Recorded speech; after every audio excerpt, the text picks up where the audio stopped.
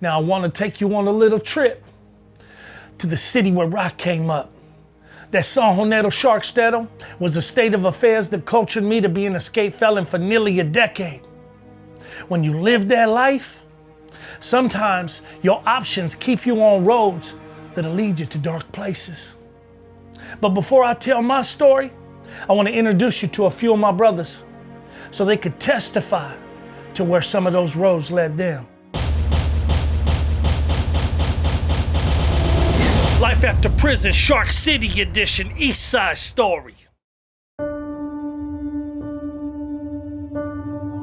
Key Street blocked off. We are at Keys and 8th right now, and we do have cones up. We see those cars in the way right now, police vehicles blocking the street. Now, investigators confirm one person was found shot here near the California car wash. So far, they've not given any details about the circumstances surrounding the shooting. Gunfire sprayed into a crowd on a San Jose street. Mass casualties. 5 people taken to the hospital with gunshot wounds. Neighbors first thought the popping sounds they heard on Vista Glen Avenue at about 10:30 last.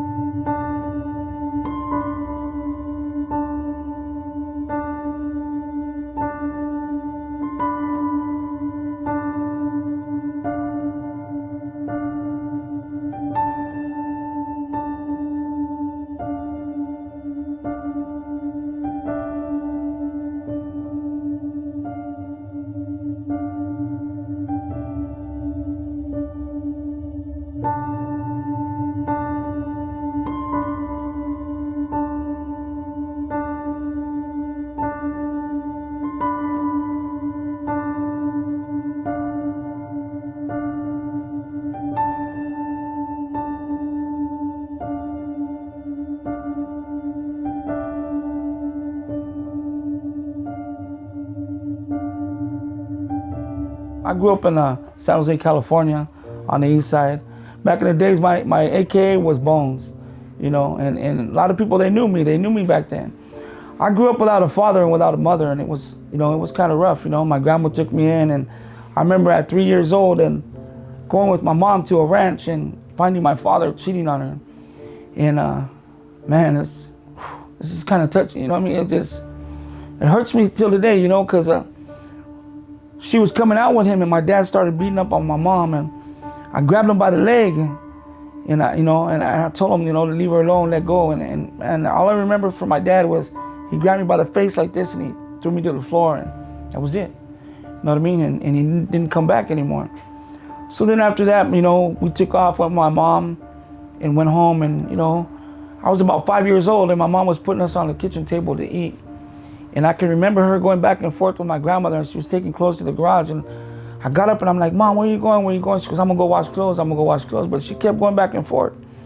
She put me and my brothers and sisters on the table. We were eating the pot pie. And then I heard a lot of ruckus in the garage, and it was my mom, and she was beating up on my grandmother, and she was leaving. My grandmother was telling her, you know, don't leave me with these kids. I can't do it. You know, how are you gonna leave me? Don't leave. And my mom left, and she left us. And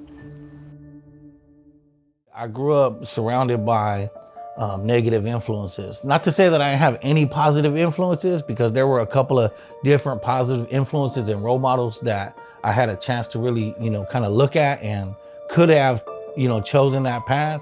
But the draw, you know, when you're a young person and it seems like people that are selling dope or that are gangbanging or that have some kind of street credibility or whatever, that's what the draw is. You know, that's what you kind of, your body, your desires lust after. You want to have that respect, you know, you want to have that clout, you know, so that's kind of the direction that I took. I mean, you know, like 8, 9, 10 years old, stealing joints from my dad's tray. He used to roll up all his joints the night before, right? So the next day he could just stay blowed out, you know, on that weed, right? But I would go in there, you know, and steal 4 or 5 joints, take it down the street to the homie down the block, and we would end up smoking them, you know. So I started getting high really young.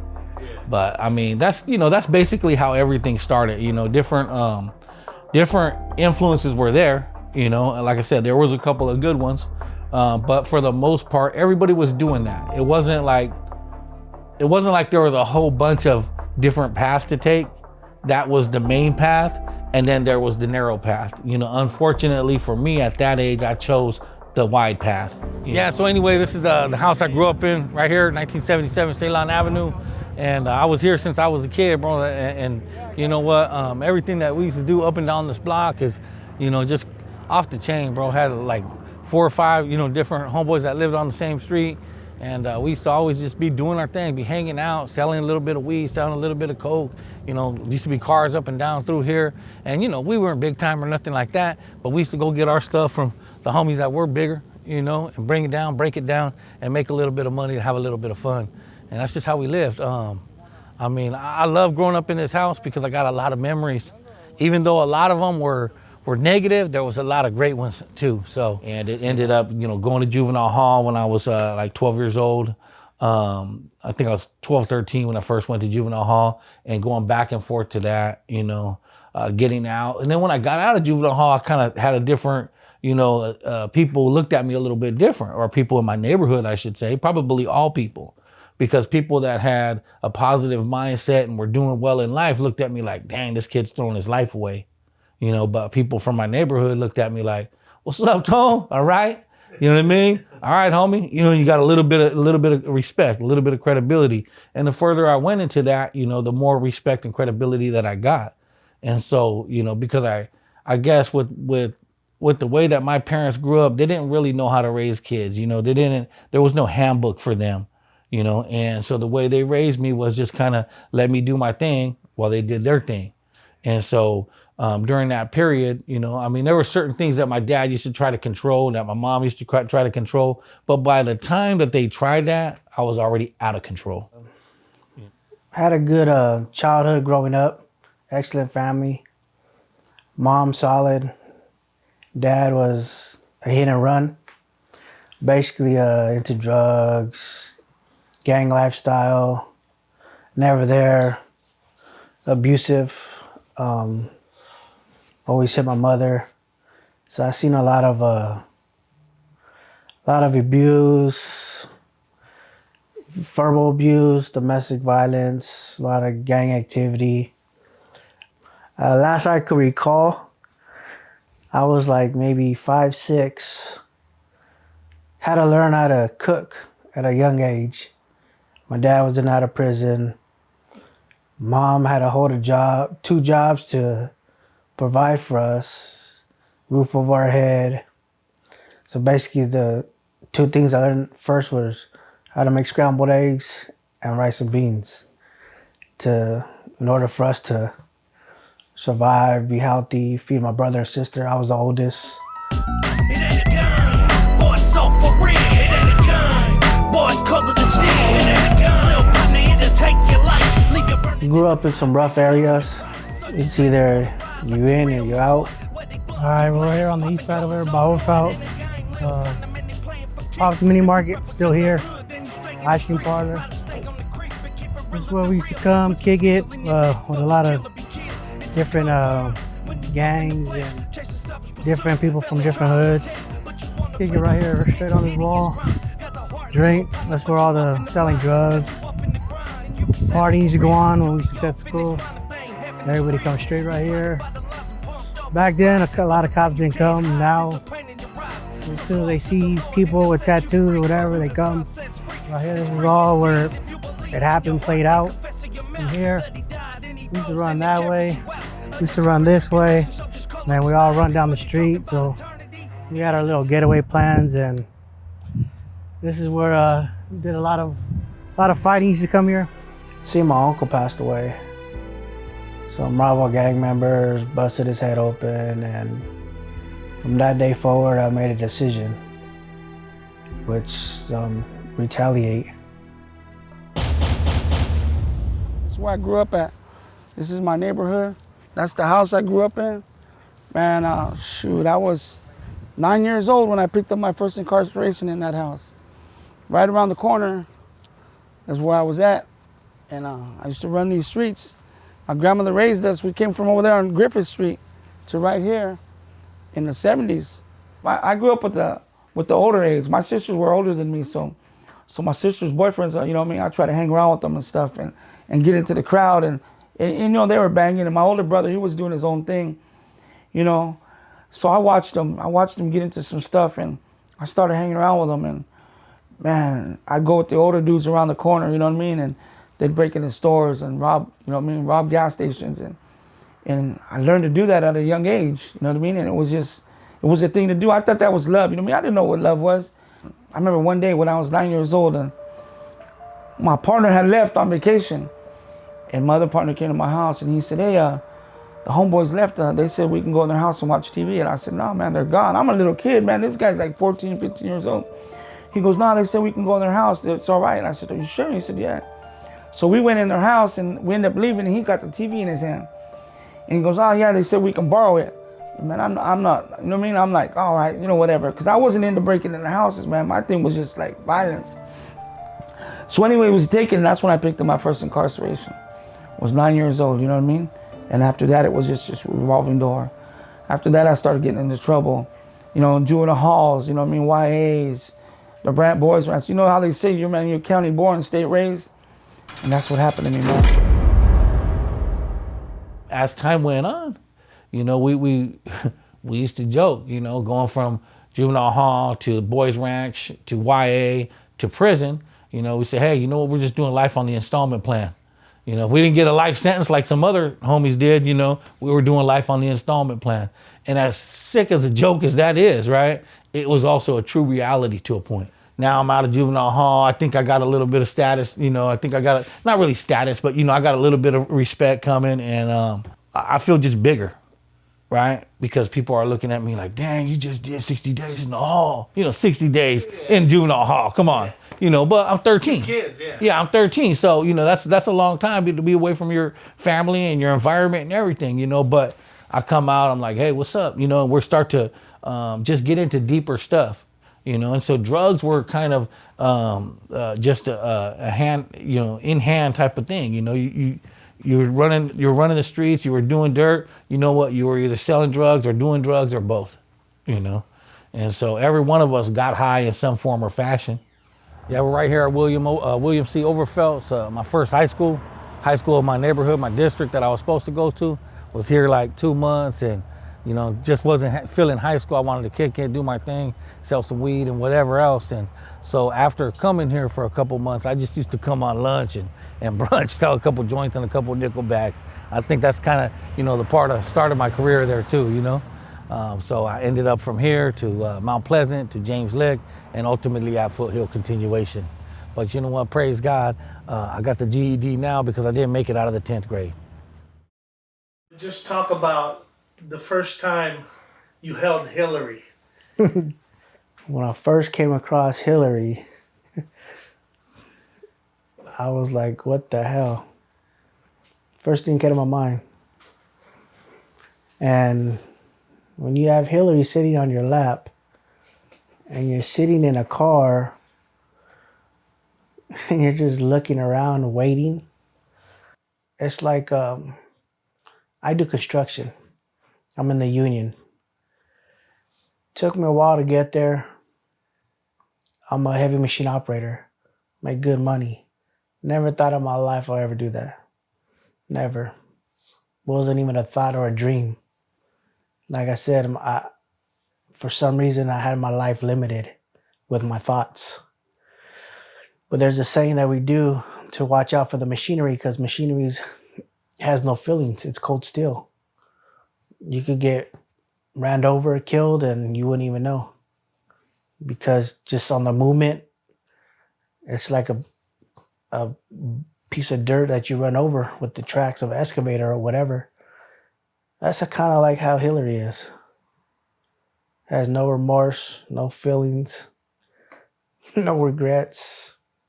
And once you let her loose, there ain't no coming back. And then I came in contact with her through a blessed friend. And what I mean blessed friend is, to this day, I'm 40 years old. Juvenile hall's average age is 7, 6, 5, 8. We known each other from then. So from then till now, he's still by my side. Is it who I think it is? Yes. Okay, I just want to say this. I'd be in prison the rest of my life at 18 if that same man didn't take the rap for me while I was on the run on a different name. Yeah. So he's a good dude he's talking about. Go ahead. And I was his right-hand man. He was mine. That's why it's funny how we always missed each other. Yeah. And I remember he'll just call, be like, hey, I need you. Come pick me up. I sit right in his car, and there goes Hillary right on my lap. I was like, why do I have to have Hillary? Hillary kind of like spooked me in a way, but it's like it's like when you open a can of man, you know what I mean? You have no regrets. Just, I feel secure. I feel safe with Hillary, but Hillary scared me. You know what I mean? I knew what the capabilities and what she's about and what she does, or all she was for, in that sense, you know what I mean? And Hillary is about this big, maybe bigger though. Probably like this big, with a drum, with bullets longer than my finger. And it was always cocked, ready to go. And it's funny because I was way smaller back then. So you got this skinny, scrawny kid with this big old gun that's probably more than half my size, sitting with it in my lap, and any shadow, whatever, my boy just said, shoot. Once you pull that trigger, it just, your ear's gonna ring, you know what I mean? You just hear yacht, yacht, yacht, yacht, yacht, yacht, yacht, yacht, yacht, till you let go. Like I said, it's a drum this big. Full drum, always ready. So that's who Hillary was. You know, money was kind of scarce, and I sold drugs all my life. All my life I sold drugs. I remember at the age of 13 years old with my ex-brother-in-law one time. He was a chemist in San Jose, and I walked in his house, and I was always on the run, so I'd always stay over there. And he lived by the police station. So anyways, I was like about 14 years old, and let me jump back over here real quick. And 13, 14, I remember walking in his house, and he was in the bathroom cooking up a batch of PCP in the tub. And I said, man, and I knew what he did. So he says, hey, go in the refrigerator. So I went in the refrigerator, in the freezer, and he says, grab that for me. And it was a big old rock like this, a blue rock, KJ. And he said, take that. And he goes, here, go make you some money. And from then on, bro, I mean, I made money all my life. So PCP, I knew the chemist. And it was funny because I get a job just to get my PO off my back. You know what I mean? And then I go to work and lose my job and get in a fight with the bosses and beat up my bosses. And I tell them, man, I make more money at home than you do here. I make more money in a day than you'll do in your lifetime. And you know what I mean? And we were just banging, man. We're at a young age, 10, 11 years old, we were gang banging. Walking to King's Story. I can remember walking to King's Story at Jack in the Box and watching a lot of stuff go on. You know what I mean? Story and King right there at Jack in the Box, man. I watched them. You know, me and my homies, we got into a lot of stuff, and I watched one of my boys get out of a car, run up to a homie and pull up dude's cap. You know what I mean? I mean, literally hit him with a machete. Back then, machetes were big. You know what I mean? Growing up in a rough neighborhood, it was a thing to do. You know, every other weekend, man, our house would get shot up, and then it just started, man. You know, I got busted, went to juvenile hall. I picked up attempted murder, a kidnap, a false imprisonment, and I remember getting locked up, and I was probably like about 13 years old, 14. You know, I grew up with violence. Everything that's on my record is violence, you know what I mean? I've been shot 4 times and stabbed 17 times, and throughout the years, just growing up gangbanging, you know what I mean? We did a lot of dirt, you know, and so after that, I go to juvenile halls, been, you know, boys ranches, YAs, and seen a lot of that, you know what I mean? And I've been incarcerated quite a bit. I spent, and in and out of prison, I can honestly say, God is my witness, in and out of jails and juvenile halls and prisons, and I probably spent like 22, 23 years of my life in there. Started going in and out of juvenile hall. Mom couldn't understand what she did wrong or what she was doing wrong. So she quit one of her jobs to try to be home more, which I told her wasn't her problem or her job. any reason whatsoever, she was doing perfect. You know what I mean? From there, I went to YA, caught a hot one. And YA at that time, it's called a gladiator school. You know what I mean? It's either you're a man or a mouse. Or CYA molded me, made me this person that I wanted to be like these older guys, and did whatever I had to do to accomplish, and was determined, didn't care what anybody said. From there, went back and caught another hot one. And then from there, started my prison term. Seems like why just molds you for prison at that time. Yeah. Ended up doing 14 in there. I think the first time I went, I had been, knowing other people that had been back and forth. So I heard this, I heard that, But the first time you go, that reality that, you know what, you ain't getting back out today, that you're locked behind these doors, it kind of sets in. At 13 years old, walking these halls, I got this kind of, I'm on alert, not understanding what's going to happen. But then seeing some familiar faces, man, it kind of like put me a little at ease, gave me a little confidence, and I just blended right in, and unfortunately, I think because we were comfortable and started to joke and laugh and always had a resilient kind of mindset and a resilient personality. We're going to make the best out of whatever. Coming up in the hood, you establish a mind of adaptability, right? So you adapt to your circumstances and you make the best of them, and I think that's what makes lifelong prisoners, the ability to adapt, because some people go to prison and they don't never come back out. They don't ever come back out. They commit suicide, whatever, right? Some people go to the joint or go to juvenile hall and never go back into there again, right? Because they ain't having it, But when you have this comfortability with different people that you associate with, and you have that mind of adaptability because you've been in some rough situations already, this is just the next level of rough, and you almost welcome it as a badge of honor, especially when you get out and you get respect because you were there, you took care of business, you did your thing, and it's all good.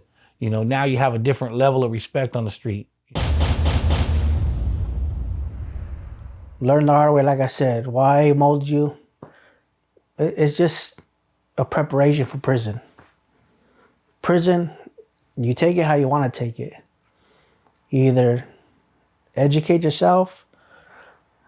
Yeah, we get educated in politics, but I educated myself. I took college courses. I did something that nobody else said to do. Hey, homie, educate yourself on this so you can prepare for society. I never knew who I really was. It took my first 8 years to figure out who I really was. What was my purpose? My goals in there, my short-term, long-term. What did I want to do? Who are you? Who you really are? Yeah, you're this, but it's a facade. You put that image up. I was a prideful person. I would never let nobody see me cry. I never show pain, never show nothing whatsoever, anxiety, hurt, fear, nothing. I was a person to where I had to lead by example. If I want them to do that, I got to do this. They see me, I know they're going to do it. But at nights in the cell, I used to let my bunkie go to sleep, and then I've always been in the Lord, off and on. When I was younger, I'd be like, what are they going to think of me if they see me reading the Bible? Pride issues. So I used to be like, okay. But I used to always pray. I'm like, well, why should I pray if I'm not reading the Bible? But I can honestly say I'm a walking testimony to where when Jesus makes moves, he makes moves, you know what I mean? Just I lived a lifestyle to where only through him all things are possible. You know what I mean? Some life and death situations inside to where only he, I don't know how he did it, but he did it, but all praise and glory to him that, you know what I mean? There's some tough situations in there, and he made me come through it, you know what I mean? There's times that I just want to go out and be like, let's just all go out with a bang, you know what I mean? So anyways, I got busted, and I remember one time I committed a crime, and I went to go charge some people some rent, and I hit a car, and I got busted, and I got out on bail, and I was fighting it. And this was like back in 91, 92, and I was fighting it, and I remember going to court and pleading guilty to a year, and they gave me the year, and I walk in the court, my lawyer's all, hey, you a liar, you're this and you're that, and he's cussing at me, getting all crazy. I said, what are you talking about? And he has this little file like this. He goes, this isn't you. I said, what are you talking about? That's me. He goes, it's not you. And he comes out this file like this big, and he says, this is you. Bam! And he slams it on the table. He goes, you mother, this and that. You're going to go to prison right now. I said, why? He goes, because you know what? He goes, you have this charge over here, and then you're going into this charge. He goes, you have this gun charge, this violent charge, and now you got this one. He goes, your judge is sending you to prison right now for 8 years. I said, you're tripping. I said, I'm not going to prison. He goes, you're going to prison today. He goes, no, it's what's about it. You're going to go today. I said, man, you give me 3 or 4, I'll take it, but I'm not going to take 8 or 7. He goes, you're going to go to prison. He goes, you wait right here. I'm going to go talk to the district attorney. So anyways, I was talking to my wife, and I was telling her, come on, go outside. And she was like, what are you going to do? What are you going to do? So I was sitting there, and I remember getting up, and the district attorney, I told my lawyer, I said, well, let me talk to her and give her my stuff. And I said, I'll take whatever you give me. So anyways, I go outside by the elevator, and this is San Jose at the new courthouse. And I'm sitting by the elevator, and 2 detectives come out. And they're like, watch that guy right there. Watch him. Make sure he doesn't leave. Watch him. He's going to go to prison today. So I can remember sitting by the elevator and pressing the door and handing my wife the stuff. I said, when you leave, just go. I'll catch up to you. So anyways, I remember turning around like this and glimpsing like that. I remember the detectives turned around and started talking to each other, and the elevator door opened, and I pushed my wife in, and I ran down the stairs. And I took off from the courtroom, and I ran on the side of Guadalupe River, and she pulls up on the freeway in the car, and I jumped into the car, and we went to the house and got a duffel bag full of clothes, and we moved to Modesto. And I started a new life, you know. I ran, and I was living in Modesto for about 5 years till one of my cousins told on me, man. And I changed my name. I had a different ID. I had Social Security, everything. I changed my name. I worked across the street from the police station for like about 5 years, painted their cars and everything. So anyways, when they came and got me, you know what I mean? I was at lunch for work one day, and they came. And I used to always tell my wife, I said, you know what, I used to always tell my ex-wife, you know what, if the cops come, if they come and get me and say my real name, I'm going to give up. I'm tired of running. It's probably like about 5 years I was running. And she goes, okay. So one time we got to work, and we pulled in. I seen cops everywhere from San Jose, cop cars around my work. I said, oh, man, what's going on? So I pull into the back, and we're walking in, and these 2 cops come out. They're detectives. They're like, hey, Mr. Torres. So I keep walking. So Mr. Torres, I kept walking. He's like, hey, Bones, come here. I said, man, who you talking to? He says, you're so-and-so. I said, no, man. He goes, looked at a picture, and he goes, you got ID? I pull out my ID. He says, who are you? I said, my name's Ernie, man. So I give him my ID. So I was living under an alias. So the cop goes, you know what? I'm just going to cuff you, put you in the car. If it's not you, you know what I mean? We won't trip. So he radios in. He goes, hey, I got a suspect in the back. He goes, but it's a different person. But so anyways, all the detectives and cops and everything came running out of, I used to work at Earl Shives, came running out of the back of Earl Shives, and they ran up to me, and he's all, he rolls down the back window. He goes, hey, Bones. He goes, hey, Mr. Torres. He goes, we got you. I looked at him. I said, man, I don't know what you're talking about, bro. So he walks up to me, and he pulls my shirt down, and right here on my shirt, on my shoulder, I have Bones tattooed on me. And he's all, Bones, we got you. Man, I sunk so far into my seat, man. I was just like, wow. Going to the ranch, I did learn a couple of things that were positive for my life. I ended up getting my GED. at the ranch. And so, I wasn't a dumb person, I was always pretty capable educationally if I applied myself. So, I had the opportunity to get my GED there, and that was cool, but I also established, right, some relationships with other homies there that, furthered my, criminal career going forward, because next it was YA. Everything had its next phase. Juvenile hall, your next phase was the ranch. At the ranch, your next phase was CYA. At CYA, your next phase was a joint. Then you get to the joint, maybe you go on a level 2 yard or a level 3 yard. Your next phase was a level 4 yard or the whole, And I took a turn at every phase.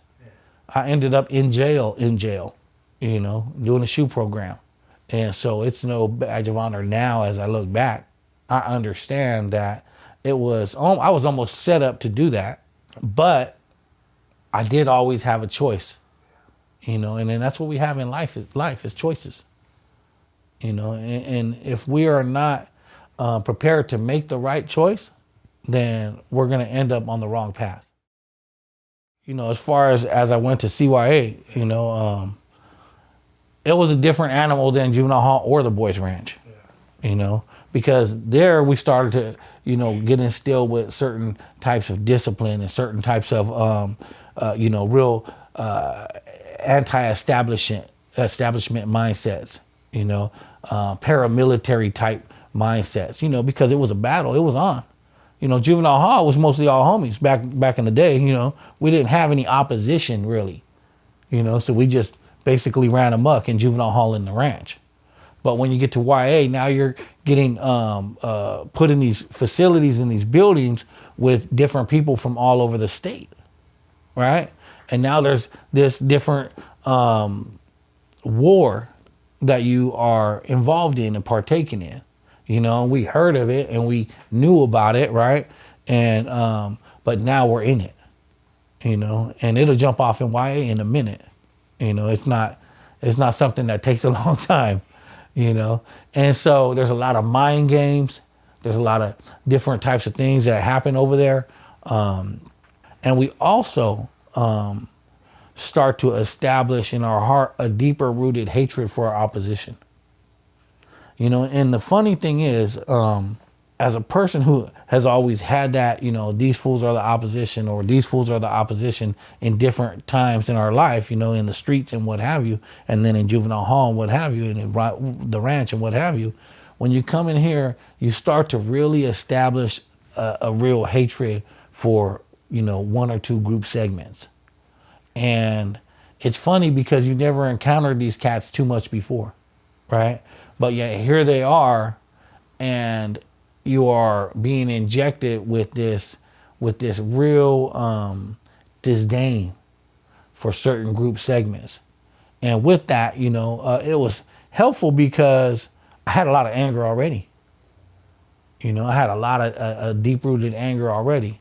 My natural father, I didn't know him, At this point, I hadn't even met him, right? He had never came around. I had my adopted father that, married my mom that, was trying to raise me. But honestly, he loved my mom to death, but he didn't really want no kids. It wasn't something that he was like, yeah, I'm going to be, father knows best. It was like, hey, fool, don't be stealing my joints, right? And stay out of my lane, quit making noise, get outside or go in your room, because he was working hard and he wanted to do his thing and selling his little weed on the side and whatever else. But, I'm here, I got this hatred and I got this anger deep rooted inside of me. And now I finally have a place that I can direct this root of bitterness and this hatred. When I got locked up, my oldest is 20 years old right now. And when I got locked up, my girlfriend was pregnant at that time. But I denied it was mine because she was only a month pregnant. So I'm like, well, how can that be my baby if I got locked up? It's already 9 months, and how's that gonna work? But We took the DNA and everything, and it was mine. So I was like, okay. So he started coming to visit me when he got a little older in prison. And every time I used to see him, I'd just be like, damn. That's a miracle, bro. Yeah. Yeah. Big miracle, you know what I mean? Just like I got like a little man, you know what I mean? Just like, wow. Just never thought I'd have kids or be honored or privileged. Cause what I've learned is like, you know what I mean, God gives you and blesses you in so many ways. And that's a blessing. My mom used to always come and visit me, bring my son. She was getting old already. And I could see like the hurt and pain follow me everywhere. All the way up north towards Oregon, all the way down south. Central Valley, everywhere. Seemed like I moved every year. And I see the war and terror on her, you know what I mean? Just, I was leaving my battle, but at the same time, it seems and it looks like they go through the same battle, but 10 times as worse. And it was hard to be a father because I gotta remember where I'm at. I'm in prison still. And you got your enemies sitting next to you and everybody has weapons, regardless if you're in the visiting room or not, you know what I mean? I had mine and everybody had weapons. So mine, I was just concentrating on my son, I couldn't enjoy my visits. It was hard to be a father, you know what I mean? It was hard to just sit down and enjoy it, be peaceful, and I always had my guard up, always around, eating like, look like a damn robot or something, you know what I mean? Just, you always like, didn't even want to eat half the time, just, if I knew there was tension, it'll take away from my visit because I'm watching the threats, the oppositions, and it was hard. Very hard. And like every day, that's when my son started coming to visit, I started reading the Bible more, didn't care what nobody said. Just started reading more and more. More and more, just every day. But anyways, in 1994, I had got sentenced, right? They gave me 7 years, so I went to the joint. And I was fighting that 187 that happened back in 1981. And so anyways, they had me in death row on East Block on a layover in a shoe. And I was sitting in there and I was just sitting there like this, just like I'm talking to you playing this day. And I heard, "You're gonna serve me." And I looked around, I said, "What?" There was nobody else in my cell but me. And I'm reading, right? I'm reading the word. And you know, it wasn't my intention to go to prison and serve God this time. It was my intention to go to prison and handle my business and do what I gotta do, you know what I mean? Because I've been, you know, talked about people, you Christian, jailhouse Christian, blah, blah, blah. So this time I came, you know what I mean? You know, and God was always on my heart. So anyways, he came to me and he said, "You're gonna serve me. You can serve me in here for the rest of your life, or you can go home and serve me. The choice is yours." I felt God so plain as day that day, you know. That day was real. I felt God, and this time I didn't cry out to him. He came to me in my cell. And I lifted my hands to God. I fell on my knees, man, and I gave up everything, man. And it was funny because 3 months later, they came to my cell with a letter and they shot it. And I said, "What's that from?" And I opened it up. It was from the state of California. And I lied. You know, when does the state of California ever look at, you get sentenced, when do they ever go over review your case, right? So it says it was from the state of California and they reviewed my case and they over sentenced me. And I said, "What?" So anyways, he took me back to court and they gave me, took 3 years off my sentence. And I said, "Man." And then after that, they dismissed the 187 because they didn't find no evidence. And I got let out the hole, you know what I mean? I got to the yard at Soledad, and I was gonna run with the homies. And I was going to the table doing mocking out, kicking it, and God had a different plan, and he brought it back to remembrance. He said, "You can serve me in here, or go home and serve me, but you're gonna serve me." He said, the choice is yours. You can serve me in here for the rest of your life. And so I remember what I did in the hole, and I told the dudes, I said, "Hey man, I'm a Christian now." They're like, "What do you mean you're a Christian? Man, you know what I mean? You're supposed to run the upper yard.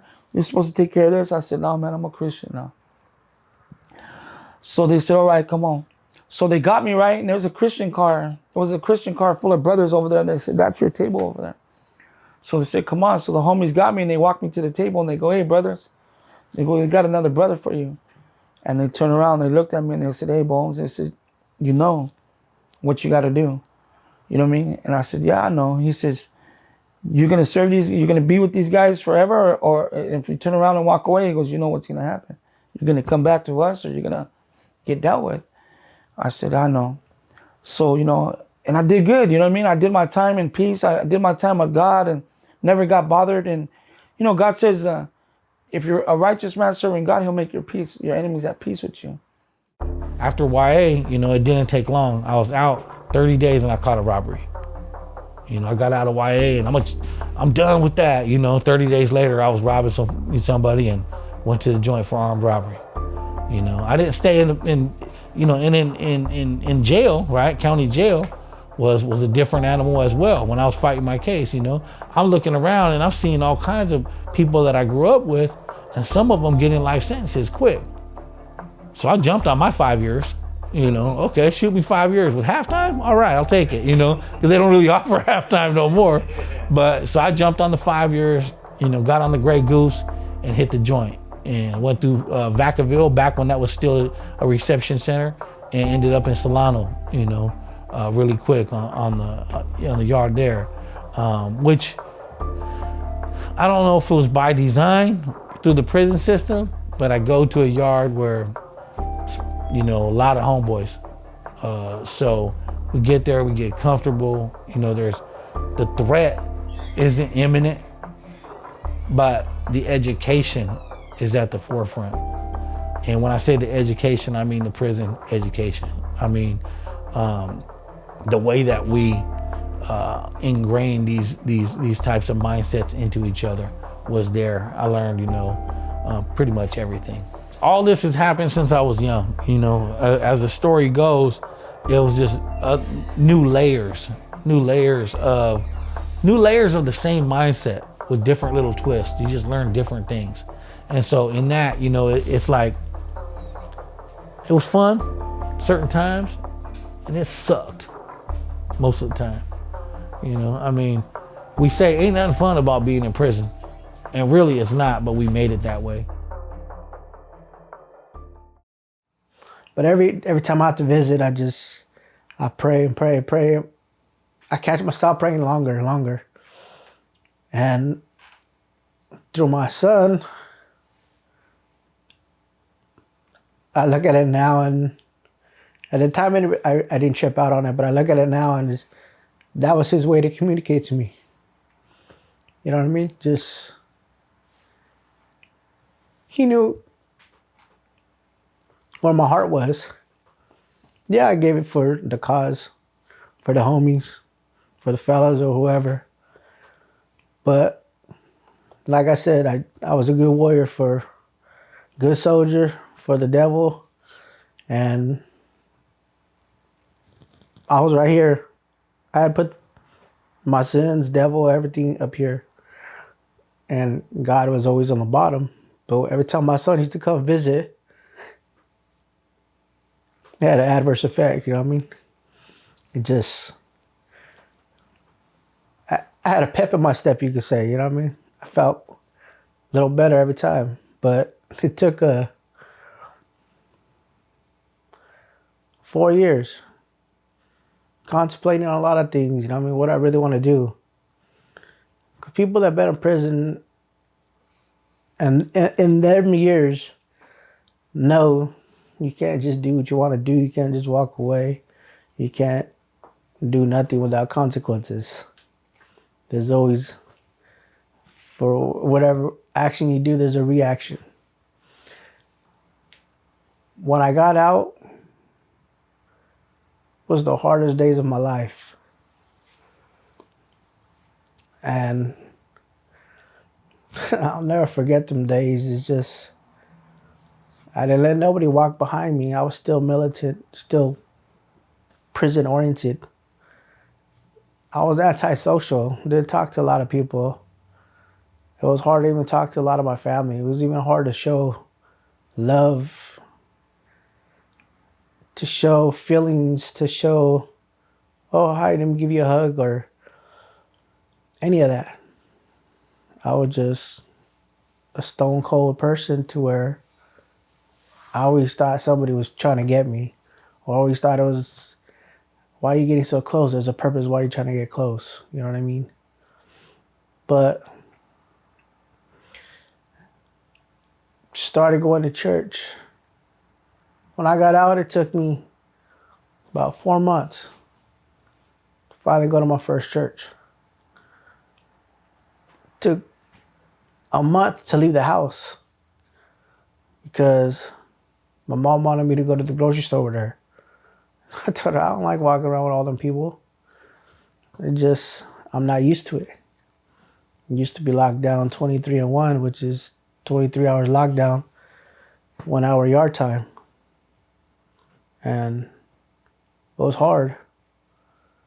I always thought, like, what the hell are you looking at? Or why are you looking at me so long? Like, Mom, just calm down and just live your life.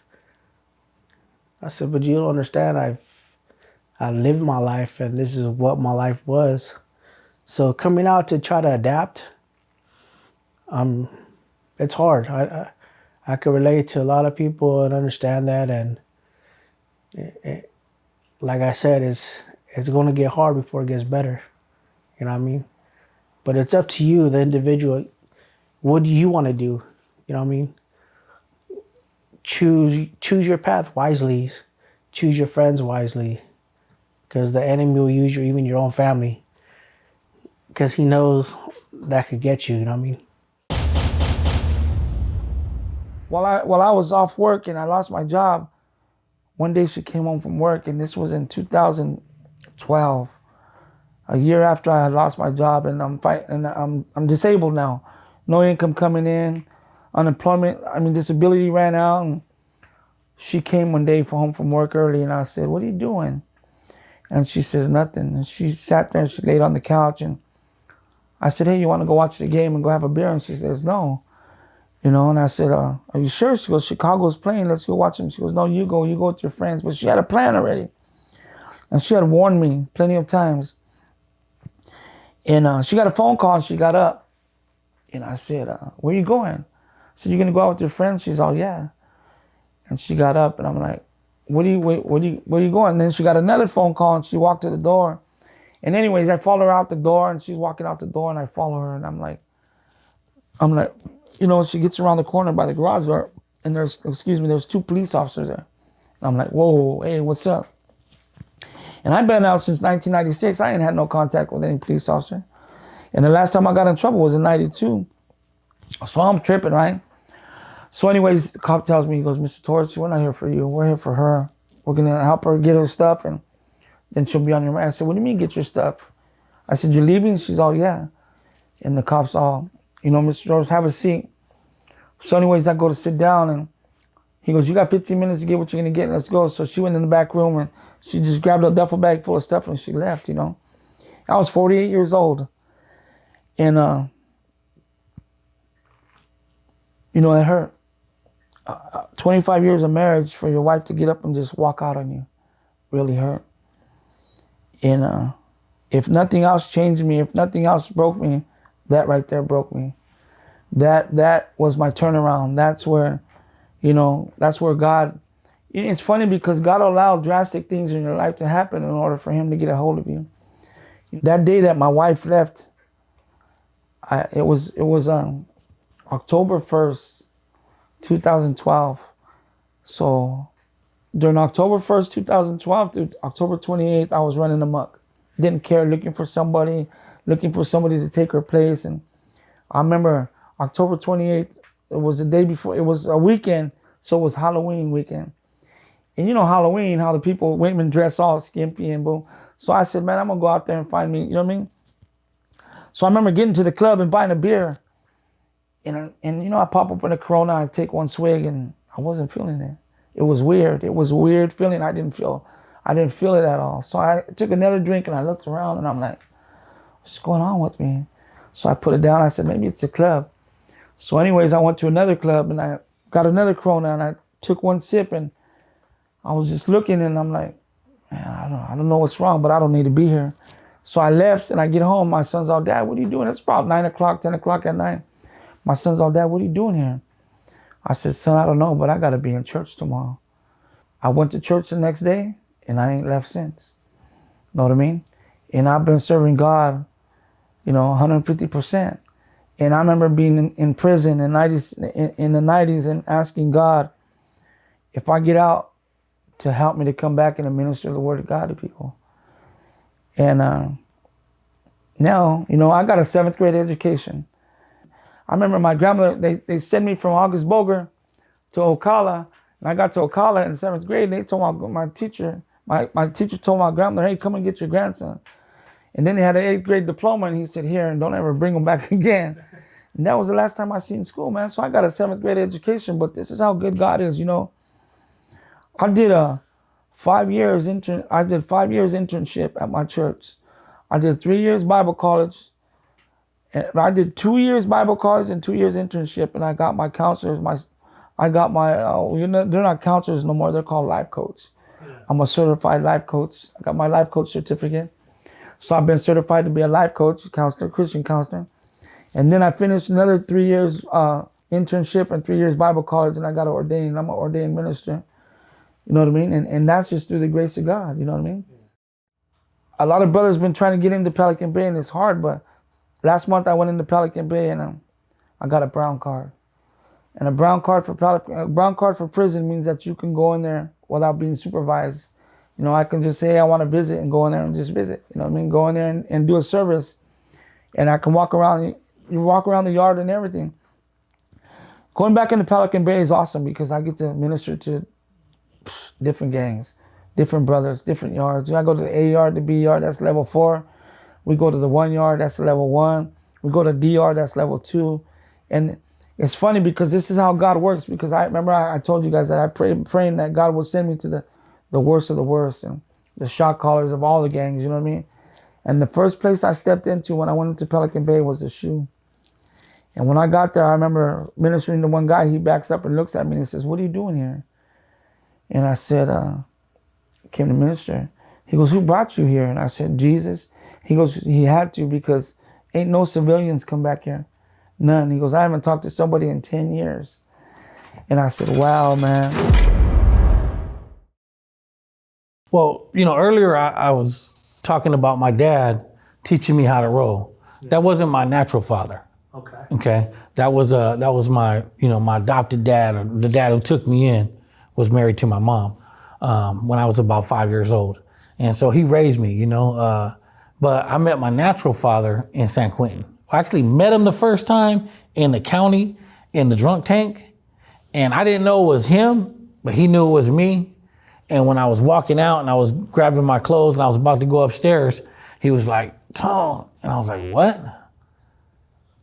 And I kind of like registered that it was him.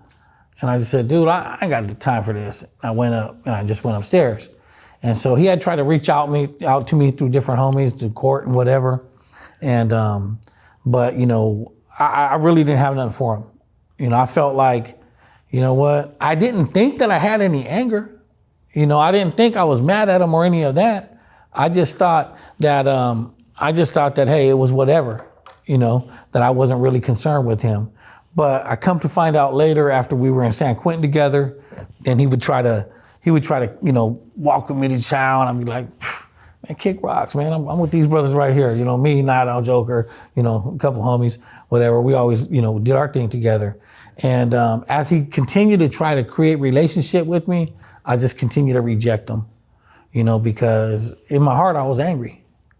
You know, I was unforgiving. I was unforgiving towards myself because of the father that I was becoming was just like the father that I was birthed by. But as time went on, he got out, I got out, he died, went to the funeral. And I still didn't think that there was anything wrong. And I didn't think there was any anger inside of me for that. But later on down the line, when God really blasted my life and Jesus just kicked down the doors of this hard heart right here, was when I realized the thing that was holding me back was the unforgiveness for him, was the unforgiveness for myself, was the unforgiveness for being, a bad son, was the unforgiveness for being, a bad brother to my siblings. And so those are some of the things that, God exposed in my life. And I mean, if it's not for God, I'm not doing this interview right now. If it's not for God, I'm probably locked up somewhere for life or I'm dead. It's sad because those bondages and those mindsets that were established from early on just started to get layered more and layered more and layered more and layered more till I spent, so many years back and forth to prison, 3 years, 5 years, violation, 3 years, you know what I mean? And going back and forth, reestablishing those mindsets because they were so strong, I couldn't break them. Yeah. I wanted to do something different, but I didn't know anything else. And, when we know something, we embrace it. When we know something, there's a level of comfort that we sit in it. It's kind of like when I would get out, if you would put me in a job interview, right? Or you would put me in a business environment, I would try to keep my game face on, but inside I would be freaking out because I didn't fit, right? But if you drop me in any hood, anywhere, I fit right in. I felt good. I knew how to function. I would know what to do, And so, as things happened in prison, I went back and forth. I was in the hole. I went to, the shoe facility, all that. At the end of that time, I still remembered reading that book. I still remembered my friend's mom saying, "I'll pray for you." I still remember going to a Victory Outreach church because she told me that she would buy me some dinner and that there would be girls there. And I got the word, right? I didn't embrace it right away. I didn't embrace it right away, but I did get it, So when I got it, it took root. It took a long time to kind of rise up in that field of negativity that was my heart. But as it did, I started to embrace it, and the worst situations, time was going by. My son was growing up. I had a son and he was, getting to be a certain age, and I never had been there for not one birthday. I never was there. I was never there for any important date in my family's life. I look back now and what I thought was cool was merely selfishness. I had people that loved me that maybe they weren't perfect. Maybe they didn't have a handbook how to raise me. Hey, but you know what? They tried. They were there for me. They put their effort, and I still chose to do what I wanted to do and satisfy my own desires and live after my own things. And as my son's growing up and as I'm going back and forth to prison, I remember the day he was born, June 24th, 1989. I was in Carson section in San Quentin on the third tier. In fact, Martin, one of the homies from Oakland, was my cellie, And the priest came up and said, "Hey, Mr. Grijalva, I just wanted to let you know that your wife had your girlfriend had your baby, and here he is. This is who he is." And he gave me a paper. It was Anthony Paul Grijalva Jr. 10 pounds 8 ounces, I believe, 22 inches long.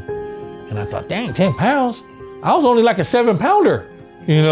I couldn't understand it, but I was happy, but I was sad. I was happy, but I was sad, and so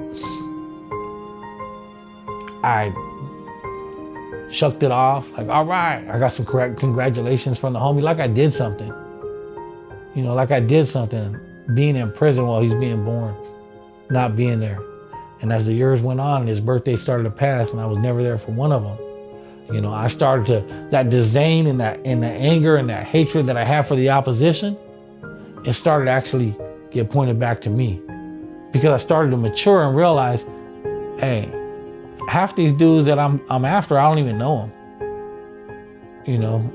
And personally, most of them have never done anything to me. But I'm the one who's hurt myself and missed out on my life because of my choices. And so there came a point when I cried out and I was like, you know what, God? I'm a wreck. I don't know anything else. I can't do anything different. They say you're good. I need your help. I need you to help me change. And when I did that with a genuine heart and a sincere heart and a genuine spirit, things started to change in my life. And it wasn't overnight, you know. I had spent, 30 plus years establishing negativity, So day by day, little by little, God started to brainwash me, cleanse me in the Word of God. Amen. Change my mindset, and things started to change. So I'm just thankful for God. I'm thankful for that. I'm thankful that I reestablished my relationship with my son, and I have daughters now. I have grandchildren. In fact, I have a good job, right? Where people that meet me would never know what I've been through, right? I recently, was given my pastor's license, so that's a blessing because, that's something that as I began to change, I wanted to do good things for people.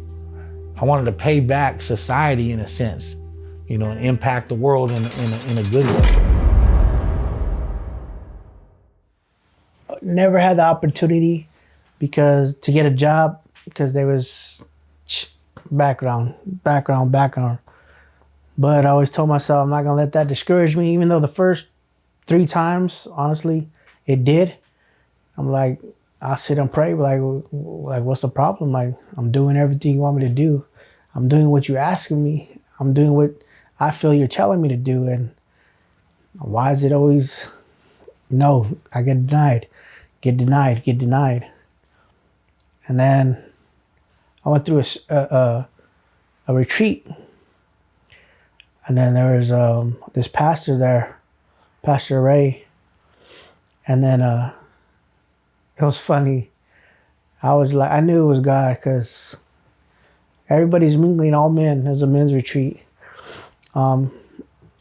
Everybody just everywhere. And I didn't even see him. I see this dude coming straight towards me.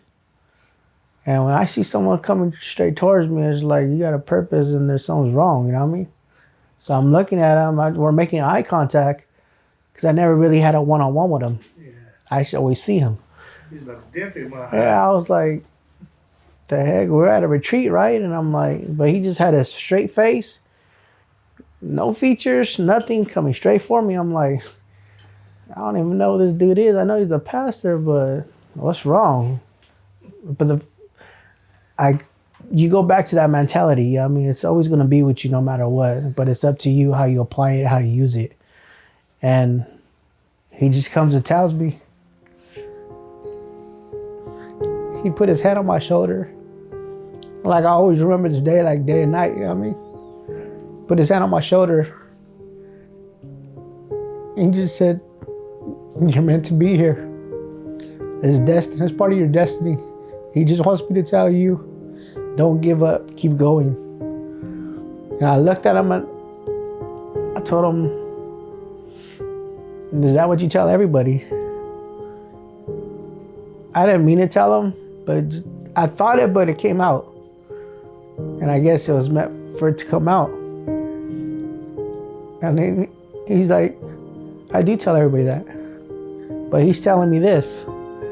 And he gives me a prophecy. And that prophecy blew my mind to where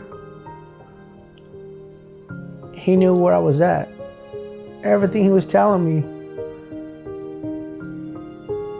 And it was awkward, weird, and funny at the same time because some of the words he was using, I had written down. So that blew my mind. And I was like, okay. So I listened. And I started getting like tingly. I felt like numbness. I felt cold. And he's like, you feel that, right? He's like, I can feel that through my hand. And he's like, that's the Holy Ghost, that's the Spirit. He's cleansing you right now. And then I've done it before, but I always pray, do the prayer. But this time was different. I just want to give my 100% to you. I mean, nothing's guaranteed 100. I mean, I know we all fall short and nobody's perfect, but it's that faith, that effort, because that's what it is. It's an effort. Because if you want this, you're going to do what you got to do to get it. You know what I mean? If he can do it for me, he can do it for them. You know what I mean? Living the lifestyle I lived and being beat up from the feet up and tore up from the floor up and growing up with hatred and anger in my heart and violent, ugly. I was an ugly person. I can literally say I was scandalous. I was ugly, you know what I mean? And my jacket, my C5, it's all violence, all violence. And I'm just here to tell you that God is good, because if God can send somebody back like me with violence on their jacket and their records all like that, then God can do it for anybody. I think through the grace of God, man, that God has saved me for such a time as this. You know, he says, for I know the plans that I have for you, not to harm you, but to prosper you, to bring you hope and success. You know what I mean? Jeremiah 29:11. Never lose hope. You know, the word says a righteous man falls 7 times, but he gets back up. Okay? And so for me, it was about getting back up. Since I've been out, I got out December 2002. Man, I've had struggles, you know. I've had changes. I fell. I've got off track. I got back on track, you know. And the only thing that kept me was God, Jesus, right? But also the fact that I had a determined spirit to get back on track, to get back up, to stay in the fight. Now I'm fighting the right fight. You know, for so many years I was fighting, but I was fighting the wrong fight. Once I realized what the right fight was, I really have a determination to do that. So stay on track. Don't lose hope. No matter what goes wrong, there's always going to be an ability for you to turn it around.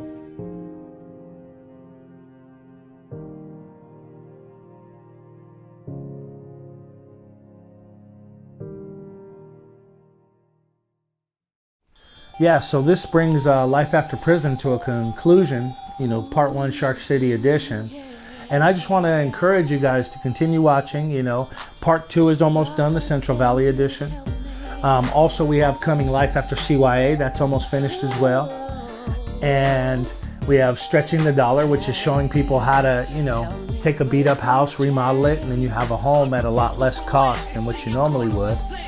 We have The Least of These 3, which if it isn't already out, it's on its way out.